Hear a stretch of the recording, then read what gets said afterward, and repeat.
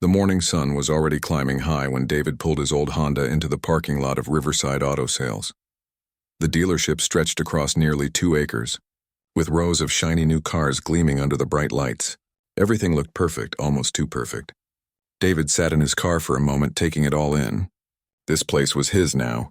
Well, technically it had been his for exactly 48 hours, but nobody here knew that yet.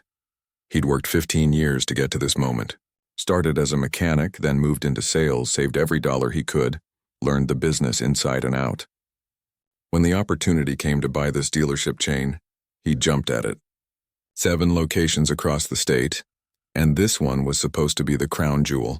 The numbers looked good on paper, but David wanted to see the real picture. That's why he was here, dressed in regular jeans and a simple blue shirt, looking like any other customer who might walk through those doors. David stepped out of his car and walked toward the entrance. The showroom floor was massive, filled with luxury vehicles that caught the light just right. A red sports car sat in the center, probably worth more than most people made in a year. He could hear the soft music playing overhead, smell that new car scent they pumped through the vents. A few salespeople stood near the back, chatting and laughing. They glanced his way but didn't move. He walked slowly through the aisles, running his fingers along the smooth hoods of the cars. David had always loved vehicles, the engineering, the design, everything about them. He stopped at a black SUV with leather seats and every feature you could imagine. The price tag made him whistle quietly. It was steep, but he knew people paid it. That's what made this business work. From the corner of his eye, David noticed the salespeople. They were helping a couple near the sedans, all smiles and enthusiasm. An older gentleman in a suit got immediate attention when he walked in. But nobody came over to David. He waited, still looking at the SUV, reading the information card in the window. 5 minutes passed. Then 10 finally, footsteps approached from behind. David turned to see a man in his 50s, wearing an expensive suit and a smile that didn't reach his eyes. His name tag read Gerald Brennan, General Manager. The man looked David up and down, taking in his casual clothes and modest appearance. "Can I help you find something?" Gerald asked, but his tone suggested he'd rather be anywhere else. "Just looking at your inventory," David replied calmly. "Nice selection you've got here." Gerald nodded slowly. "Yes, well, these are premium vehicles. Top of the line. Most of them start around 60, 70,000. He paused, letting those numbers hang in the air. "Are you looking for something specific or just browsing?" David caught the emphasis on that last word. Just browsing. Like he was killing time at a mall, not a serious buyer. He'd heard this tone before, felt this treatment before. It never stopped stinging, but he'd learned to keep his face neutral. "I'm interested in what you have," David said simply. "Maybe one of these SUVs. What can you tell me about this model?" Gerald shifted his weight, glancing back at his sales team. "Look, friend, I appreciate your interest, but I'm going to be straight with you. These vehicles require excellent credit, significant down payments. We're not a buy here, pay here lot." He gestured vaguely toward the street. "There's a place about 3 miles down that might be more in your range. Good, reliable used cars." The words landed exactly as Gerald intended them to. David felt his jaw tighten, but he kept his voice steady. "I didn't ask about used cars. I asked about this vehicle." Gerald's fake smile disappeared completely. "Sir, I'm trying to save you time. And frankly, you're taking up space on my showroom floor during business hours. Unless you have a serious interest and the means to back it up, I'm going to have to ask you to move along." Other staff members had noticed the conversation now. Some looked uncomfortable, averting their eyes. Others watched with expressions that said they agreed with their manager. David looked around at all of them, these people who worked for him without knowing it, and felt something heavy settle in his chest. This was supposed to be different. He'd bought this place to build something better. "I'd like to speak with the owner," David said quietly. Gerald actually laughed at that. "The owner?" "The owner would tell you the same thing I'm telling you. This is a high-end establishment. We serve a certain clientele." He crossed his arms. "Now, I've been polite, but I'm asking you to leave. You can walk out on your own, or I can have security escort you. Your choice." David stood there for a long moment, looking at this man who had no idea what he'd just done. Around them, the showroom had gone quiet. Everyone was watching now. David could argue, could reveal who he was right there, watched Gerald's face go pale, but that wasn't the right play.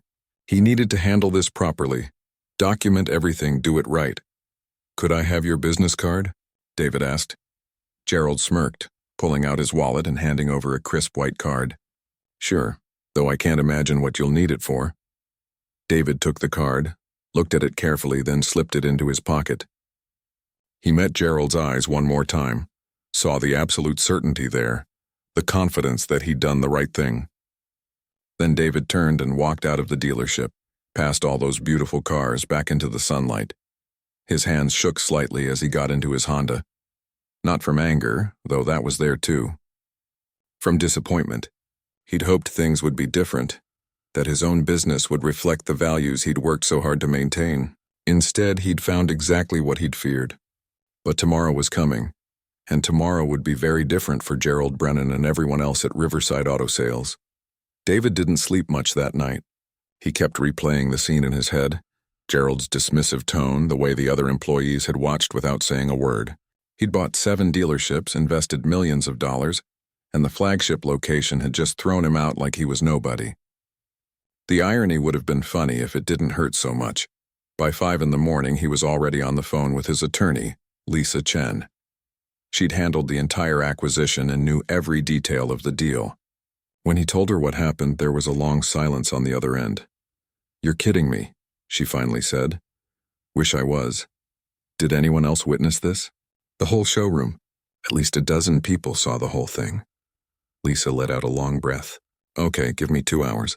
I'll meet you at your office and we'll handle this properly. Don't do anything until I get there." David spent those 2 hours in his home office, going through the personnel files for Riverside Auto Sales. Gerald Brennan had been with the company for 12 years, worked his way up from sales to manager. His numbers were solid, no major complaints on record, but as David dug deeper, he found small things. Customer reviews mentioning feeling unwelcome. A former employee's exit interview citing concerns about unfair treatment of certain customers. Nothing big enough to raise red flags during the acquisition, but now it all made sense. When Lisa arrived, she brought Tom Rodriguez, the HR director from the corporate office. Tom was in his 40s, former military, the kind of guy who ran things by the book. He looked grim as he shook David's hand. "I've already started pulling records," Tom said. "If this manager has a pattern of discrimination, we need to know before we walk in there." They spent another hour preparing. Lisa insisted David document everything he remembered from yesterday, exact words if possible. She also suggested he wear a suit this time. "Show them who you are," she said. Let that image shift hit hard. At 9 o'clock sharp, they pulled into Riverside Auto Sales in Lisa's Mercedes. David straightened his tie, grabbed his briefcase, and walked toward the same entrance he'd been asked to leave yesterday. This time, Lisa and Tom flanked him like silent guardians. The showroom was busy with morning activity. Salespeople prepped for the day. Someone was detailing a car in the corner, and soft jazz played through the speakers. A young woman at the reception desk looked up and smiled. "Good morning. How can I help you?" "We're here to see Gerald Brennan," Lisa said, her voice professional and firm. "It's urgent." The receptionist's smile faltered slightly. "Do you have an appointment?" "We don't need one," Tom said, showing his corporate ID. "We're from the main office." The words main office had an immediate effect. The receptionist picked up her phone, whispered urgently, then pointed toward the hallway. "His office is the 3rd door on the left." They walked through the showroom, and David noticed heads turning. Some of the salespeople from yesterday recognized him, their faces showing confusion. He kept his expression neutral, professional. This wasn't about revenge. This was about accountability. Gerald's office door was open. He sat behind his desk, laughing at something on his computer screen. His assistant stood nearby, organizing folders. Gerald looked up as they entered, and his smile froze when he saw David. For a moment, nobody spoke. David watched the recognition flash across Gerald's face, followed quickly by confusion, then the first hint of fear. "Mr. Brennan," Lisa said, stepping forward and handing him her business card. "I'm Lisa Chen, legal counsel for the new ownership group. This is Tom Rodriguez, Human Resources Director, and I believe you've already met David Thompson, the new majority owner of Riverside Auto Sales and 6 other dealerships in this chain." The blood drained from Gerald's face so fast David thought he might actually faint. Gerald stood up quickly, his chair rolling back and hitting the wall. His mouth opened and closed, but no words came out. "Please sit down," David said quietly. He pulled out his phone, placed it on the desk. "I'd like you to explain to me in your own words what happened yesterday when I visited this dealership." Gerald sat down slowly, his hands shaking. "Mr. Thompson, there's been a terrible misunderstanding. I didn't know who you were. If you had known I was the owner, you would have treated me differently," David interrupted. "Is that what you're saying?" "No. I mean, yes, but not like that. I was just." Gerald struggled for words. "I was protecting the inventory. Sometimes people come in who aren't serious buyers, and we have to—" "How did you determine I wasn't a serious buyer?" David asked. Gerald's face went red. Your clothes were casual, and you drove an older car, and I just assumed." "You assumed based on what exactly?" The silence that followed was suffocating. Tom stepped forward, placing a folder on Gerald's desk. "Mr. Brennan, we've reviewed your employment record. We've also pulled customer complaints from the past 3 years. There's a pattern here of certain customers receiving substandard service." "That's not true," Gerald protested, but his voice had no strength behind it. Lisa opened her briefcase and pulled out a tablet. "We also have audio recording from yesterday's interaction. In it, you suggested Mr. Thompson go to a used car lot, implied he couldn't afford vehicles here, and threatened to call security. Would you like to hear it?" Gerald slumped in his chair, all fight draining out of him. "I made a mistake. A terrible mistake. Please, I've worked here for 12 years. I have a family, a mortgage. I can't lose this job." David felt a mix of emotions watching this man crumble. Part of him felt satisfaction, vindication. But another part just felt sad. Sad that this was still happening in 2024, that people still judged others by appearance, that someone could work somewhere for 12 years and learn nothing about respect. "You're suspended, effective immediately," Tom said, sliding papers across the desk. "Pending a full investigation. You'll be paid during the suspension, but you're not to come to this dealership or contact any employees." "But this isn't a discussion," Lisa said firmly. "Sign the papers." Gerald signed with shaking hands. As he stood to leave, he looked at David one last time. "I'm sorry. I really am." David didn't respond. He watched Gerald gather his personal items, his assistant hovering nervously, and walk out of his own office like a man heading to execution. Tom closed the door behind him. "What do you want to do now?" David walked to the window, looking out at the showroom floor where employees were whispering, watching, wondering what was happening. He thought about what came next, about building something better, about making sure what happened to him never happened to anyone else here. "Now," he said, turning back to face them, "we talk to everyone, all of them, and we start changing things." 20 minutes after Gerald left the building, David stood in the main conference room facing 18 employees, sales staff, finance people, the service manager, even the receptionist. They packed into the room, some sitting, most standing, all looking nervous. Word had spread fast. Their manager was gone, corporate was here, and the guy Gerald kicked out yesterday was apparently their new boss. David took a deep breath. This was the moment that would set the tone for everything that came next. "My name is David Thompson," he started, his voice steady. "As of 3 days ago, I own this dealership and 6 others in this state. Yesterday, I came here as a regular customer. I wanted to see how this place really operated without everyone being on their best behavior because the owner was watching." He paused, letting that sink in.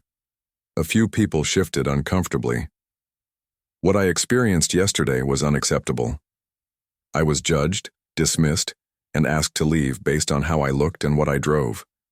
Not because I was rude, not because I was causing trouble, but because your manager decided I didn't belong here." A woman in her 30s raised her hand hesitantly. David recognized her from yesterday, one of the salespeople who'd looked uncomfortable during his confrontation with Gerald. "Go ahead," David said. "Mr. Thompson, some of us wanted to say something yesterday. But Gerald's been here so long and he's the boss and we—" She trailed off, looking embarrassed. "What's your name?" David asked. "Rachel. Rachel Park." "Rachel, I understand. Workplace dynamics are complicated.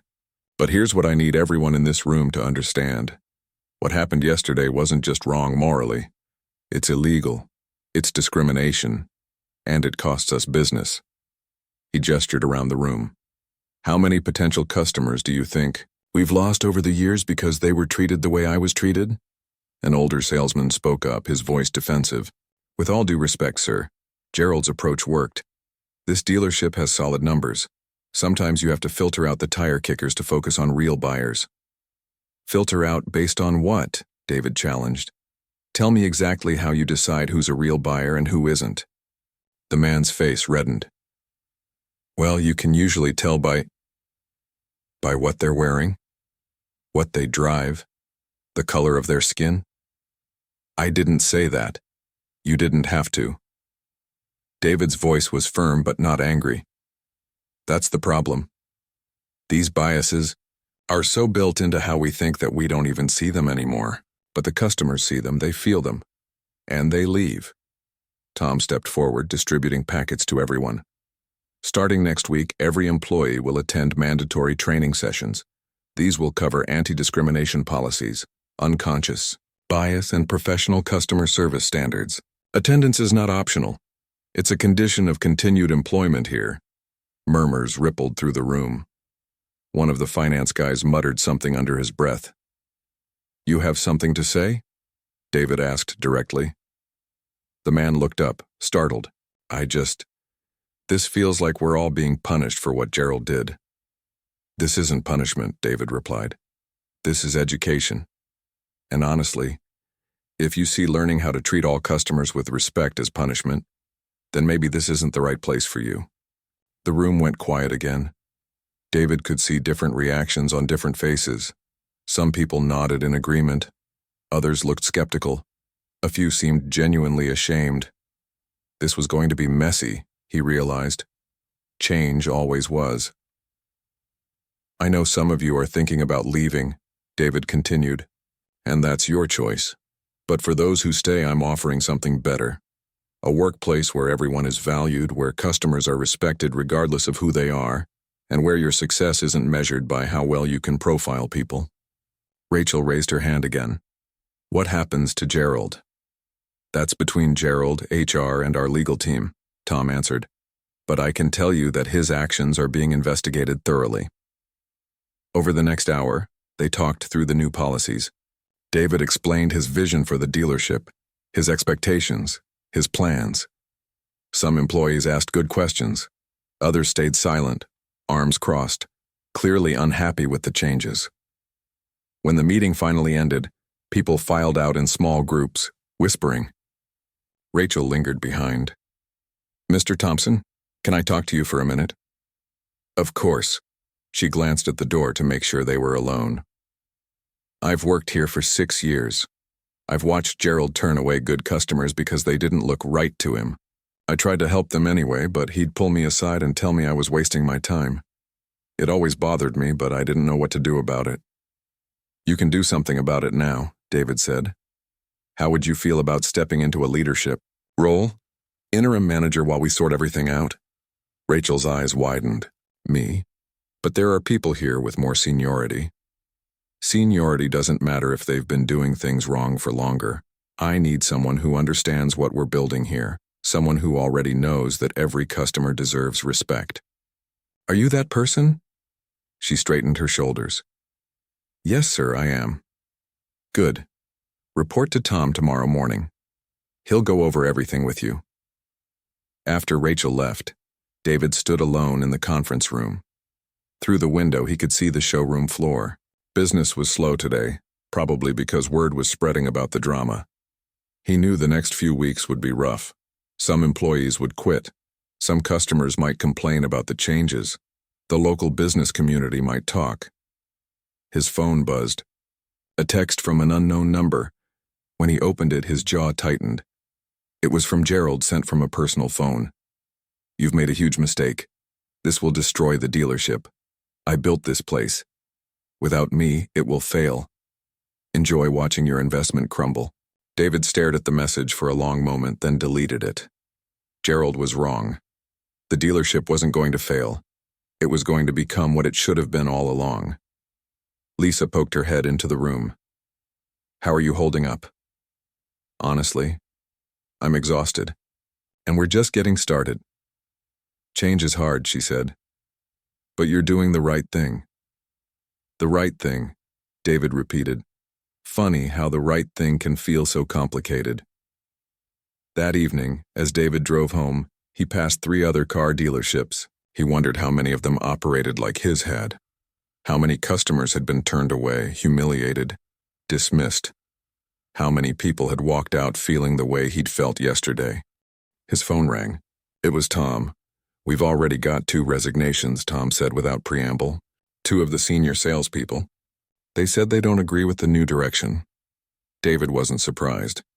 Let them go. We'll find better people. There's something else. A customer called. Hispanic woman. Said she came in last month and was treated badly by Gerald. She heard about what happened and wants to share her story. Get her information. Document everything. David paused at a red light. Tom, how bad do you think this is going to get before it gets better? Tom was quiet for a moment. Honestly? It might get worse before it improves. But 6 months from now, a year from now, this place will be completely different. Better. You just have to hang on through the rough part. David hung up and continued driving. Tomorrow he'd be back at the dealership starting the real work. Training sessions to organize. New staff to hire. Policies to implement. A culture to rebuild from the ground up.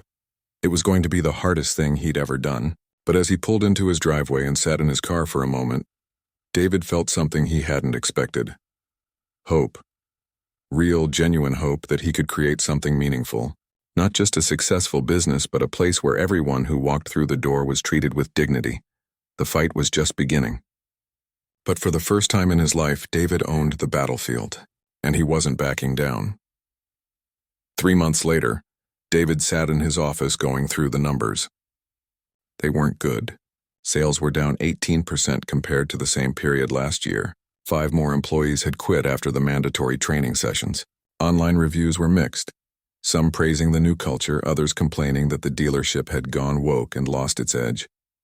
His phone rang constantly with concerns from investors, questions from the media, and threats from Gerald's lawyer about a wrongful termination lawsuit. Rachel knocked on his door, looking tired. She'd thrown herself into the manager role, working 12-hour days trying to rebuild the team's morale and train new hires. But the stress was showing on her face. We just lost the Henderson account, she said quietly. They've been buying fleet vehicles from us for 8 years. They're moving to Prestige Auto across town. David closed his laptop. Did they say why? Mr. Henderson said he doesn't like the changes. Said business should be about business, not politics. Rachel sat down heavily. David, I believe in what we're doing, but I'm watching this place struggle and I'm starting to wonder if it's worth it? David finished for her. She nodded, looking guilty for even thinking it. David leaned back in his chair. You know what I did before I bought these dealerships? I worked in sales for 12 years. Started at the bottom, worked my way up, and in those 12 years I was followed around stores, questioned about whether I could afford things, treated like a suspect instead of a customer more times than I can count. One time I closed a deal for a $70,000 SUV, and the finance manager asked to see 3 forms of ID because he couldn't believe the sale was legitimate. Rachel winced. So when I finally had enough money to buy my own dealerships, I made myself a promise. I would never ever let anyone feel that way in my business, even if it cost me, even if it was hard. He met her eyes. Is it worth it? Ask me that question after we get through this. But right now, today, we keep going. The training sessions continued every week. David brought in a consultant named Dr. Patricia Williams, a woman who'd spent 20 years studying workplace discrimination. She didn't pull punches. In one session, she made the sales team role-play scenarios where they were the customers being profiled. Some people got defensive. Others had breakthrough moments where they finally understood. One afternoon, David was walking through the showroom when he overheard a conversation. Kevin, one of the salespeople who'd stayed despite the changes, was talking to a young couple looking at sedans. The woman was in scrubs, clearly coming from a hospital shift. The man wore work boots and jeans with paint stains. We're just looking, the woman said apologetically. We know these are probably out of our price range. Kevin smiled warmly. Well, let's see what works for your budget. What are you looking to spend monthly? David watched as Kevin spent 40 minutes with them, never once suggesting they leave or look elsewhere. He showed them several options, explained financing clearly, and treated them exactly like he'd treat anyone else. When they left without buying, Kevin gave them his card and thanked them for their time. David approached him afterward. "That was good work." Kevin looked surprised. "They didn't buy anything, not today, but they'll remember how you treated them, and when they're ready, they'll come back." David paused. "That's what this is about. Building trust. Building relationships. The sales will follow." Kevin nodded slowly. "You know, I almost quit during that first training session. I thought it was unnecessary, that we were fine the way we were. But Dr. Williams said something that stuck with me. She said we don't see our own blind spots, that's what makes them blind spots. Made me think about times I probably made assumptions without realizing it. That's growth," David said. "That's what we need." By month 4, something started to shift. A video went viral on social media, posted by a customer named Mr. Patel. He'd visited 3 dealerships in one day, and at 2 of them, he'd been ignored or treated rudely. Then he came to Riverside Auto Sales. In the video, he showed Rachel greeting him at the door, Kevin giving him a thorough, respectful tour of the inventory, and the finance team treating him professionally throughout the purchase process. "This is how car buying should be," Mr. Patel said into the camera, standing in front of his new vehicle. "No judgment, no games, just respect. If you're tired of being treated like you don't belong, come here." The video got 2 million views in a week. Suddenly, people were driving from other cities to visit the dealership. News outlets called asking for interviews. The story became bigger than just one incident with Gerald. It became about something people were hungry for: dignity in everyday transactions. David did an interview with a local news station. The reporter asked him about the financial struggles. "Change isn't comfortable," David said. "We've lost some customers who preferred the old way, but we're gaining new ones who appreciate being treated like human beings. In the long run, that's a better foundation for a business." "What about Gerald Brennan's lawsuit?" the reporter pressed. "He claims you destroyed his career over a simple mistake." David chose his words carefully. "It wasn't a simple mistake. It was a pattern of behavior that violated our values and potentially broke discrimination laws. Every employee deserves accountability, including managers." The lawsuit was eventually dismissed. The judge ruled that David had proper cause for termination and had followed all legal procedures. Gerald disappeared from social media after that, reportedly taking a job at a small used car lot 2 states over. Meanwhile, something unexpected happened. Other dealerships started reaching out to David, asking about his training program. Some genuinely wanted to improve. Others probably just wanted good PR. Either way, Dr. Williams started getting hired by dealerships across the region. Rachel came into David's office one morning with a tablet. "You need to see this month's numbers." David braced himself. "How bad?" "Not bad. Actually, we're up. Not by much, just 4% compared to last year, but we're up." David took the tablet, hardly believing what he was seeing. After months of decline, they were finally climbing back. "And there's more," Rachel continued, unable to hide her smile. "Customer satisfaction scores are the highest they've ever been. Like in the dealership's entire history. We're getting reviews from people saying they drove an hour out of their way specifically to buy from us because of our reputation." David felt something loosen in his chest, a tension he'd been carrying for months. They weren't out of the woods yet. They still had work to do, new staff to train, a culture to continue building. But this was proof that it could work, that doing the right thing didn't have to mean business failure. "Get the team together," David said. "Everyone who stuck with us through this. They deserve to hear this." That afternoon, the entire staff gathered in the showroom. David shared the numbers, the customer feedback, the growing interest from other businesses. People who'd been looking worn down suddenly stood a little taller. The ones who'd questioned whether any of this mattered saw the results in black and white. "I know it's been hard," David told them. "I know some of you questioned whether we'd survive this. But look what we built. Look what we're becoming. This is just the beginning." As everyone returned to work, David stood by the window watching customers walk through the door. Each one greeted with a smile. Each one treated with respect. Each one given the dignity they deserved. It was such a simple thing, really. But somehow it had taken months of struggle to make it real. His phone buzzed. A text from his mother. "Saw you on the news, baby. So proud of you," David smiled. The fight wasn't over. But for the first time since he'd walked into this dealership and been kicked out, he felt like they might actually win. 8 months after David had been kicked out of his own dealership, Riverside Auto Sales looked completely different.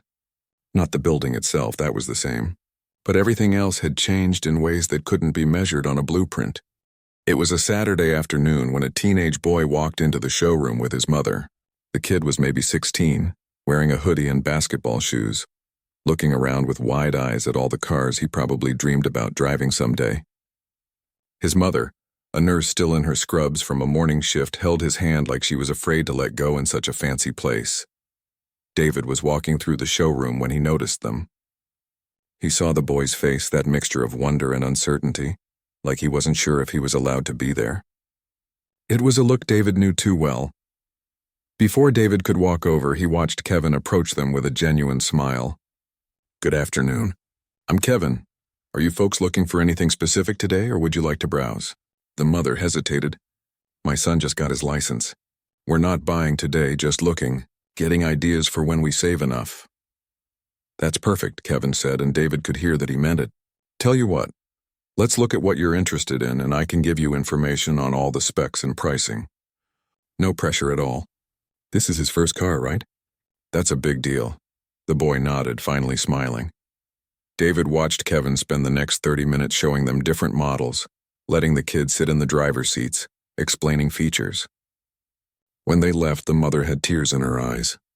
She shook Kevin's hand and said, "Thank you for treating us like we mattered." After they left, Kevin found David. "That kid reminded me of my nephew. Just wanted to make sure he had a good experience, you know? Even if they don't buy for years, maybe he'll remember this place." "That's exactly right," David said. "That's exactly what this is about." The numbers told the story better than words could. By month 10, Riverside Auto Sales wasn't just recovering, it was thriving. They'd become the top-performing dealership in the entire chain. Customer satisfaction scores stayed at record highs. Online reviews praised not just the cars, but the experience, the respect, the feeling of being welcomed. Rachel had fully grown into her role as general manager. She'd hired a diverse team that reflected the community they served.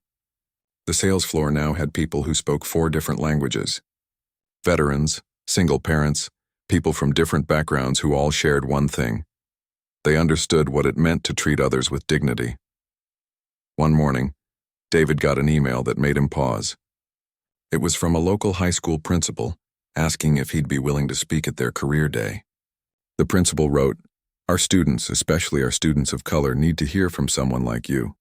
Someone who faced discrimination and turned it into positive change." David agreed. When he stood in that high school gymnasium facing 200 teenagers, he didn't sugarcoat his story. He told them about being kicked out of his own business, about the months of struggle, about wanting to quit on the hard days. "Success isn't just about making money," he told them. "It's about building something that makes the world a little bit better. Something you can be proud of when you look in the mirror." A girl raised her hand. "But wasn't it easier to just run the business the old way? Like financially, easier?" "Maybe for a little while," David answered honestly. "But here's what I learned. A business built on disrespect has a weak foundation. Eventually it crumbles. But a business built on dignity, that's solid. That lasts." After his speech, students lined up to talk to him. Some wanted career advice. Others just wanted to shake his hand. One boy couldn't have been more than 14. Waited until everyone else had left. "Mr. Thompson?" he said quietly. "My dad owns a restaurant. Sometimes I see how he treats certain customers different from others. I never knew how to tell him it was wrong. But after hearing you, maybe I can find the words." David put his hand on the kid's shoulder. "Start by asking him questions. Help him see it. Change doesn't always come from confrontation. Sometimes it comes from conversation." The dealership started a scholarship program, funded by a portion of their profits. Every year they'd give 5 students from underserved communities money for college or trade school. The only requirement was an essay about what dignity meant to them. The first winner was a girl named Jasmine, who wrote about watching her mother get followed around stores like she was going to steal something. She wrote, "Dignity is when someone sees you as a person first, not a problem to solve or a threat to watch." David framed that essay and hung it in his office. One afternoon, almost a year after everything had changed, David was sitting at his desk when Rachel knocked on his door. There's someone here to see you. He doesn't have an appointment, but he said it's important. David looked up. Who is it? Gerald Brennan. David's first instinct was to say no, but curiosity got the better of him. Send him in. Gerald looked different. Older, tired, humbled. He stood awkwardly in the doorway like he wasn't sure he was allowed to enter. I'm not here to cause trouble, Gerald said quickly. I just wanted to say something I should have said a long time ago. I was wrong. About everything. The way I treated you, the way I ran this place, the way I saw people. I was wrong. David gestured to a chair. Gerald sat down, his hands folded in his lap. I've been working at a small lot for the past year, Gerald continued. Nothing like this place. And I've had a lot of time to think. I've seen what you built here, saw the news coverage, the success, and I realized that I wasn't protecting this business back then. I was hurting it. I was hurting people. Why are you telling me this? David asked. Because you deserve to hear it, and because I'm trying to be better. I started volunteering, teaching a class at community center about car maintenance, trying to give back, trying to be the person I should have been all along. Gerald stood up. That's all? I'll go now. Gerald, David called as he reached the door. Good luck with the class, really? Gerald nodded, his eyes wet, and left. David sat alone in his office after that, thinking about how far they'd all come. The dealership had become more than just a place that sold cars. It had become a symbol of what was possible when you chose principles over profit, when you valued people over numbers. That evening, as David locked up and walked through the empty showroom, he stopped at the window. Outside, the sign glowed bright, Riverside Auto Sales. Same name, same building, completely different place. His phone buzzed. A text from the young mother who'd come in with her son months ago. We've been saving. We're ready to buy. Will you still work with us? David smiled and texted back, absolutely. Come in any time. He got in his car, the same old Honda he'd driven that first day, and headed home. Some people had asked why he didn't upgrade, buy something flashy from his own lot. But David liked this car. It reminded him where he came from, what he'd fought for, why it all mattered. Change hadn't been easy. It had cost him money, stress, and countless sleepless nights. But sitting in that car, thinking about the teenager who'd walked through his dealership with hope in his eyes, thinking about the team he'd built and the lives they'd touched, David knew something for certain. It had been worth every single struggle. The world wasn't perfect. There were still 1,000 places where people got judged by their appearance, dismissed by their circumstances, made to feel less than human. But at Riverside Auto Sales, and now at 6 other dealerships across the state, there was a space where dignity came first, where every person who walked through the door mattered. And sometimes, David thought as he drove home, that's how you change the world. Not all at once, not with grand gestures, but one person at a time, one interaction at a time, one moment of respect at a time. That was enough. That was everything.